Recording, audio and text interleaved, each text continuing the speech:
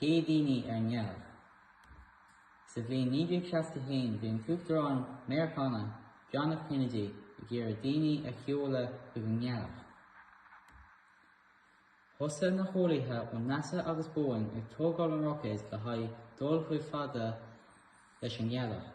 Rinne siad an roicéid as comhbheiceáil, alúnam agus cruach. Bhí Meiriceá ag iarraidh an rás a bhua chun daoine chearr ar nGealach, mar bhí an rúis tar éis a chéad duine a chur sa spás. Thua Buzz Aldrin, Neil Armstrong agus Michael Collins chuig an nGealach ar an 13 de mí iúil in 1969.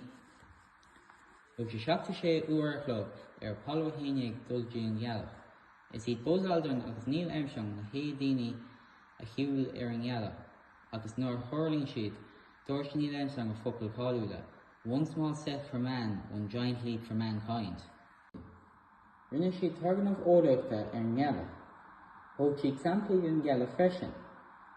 Thug siad samplaí seo do NASA agus rinne siad núnad an nGealach agus fuair siad stair na gealaí ó na samplaí seo.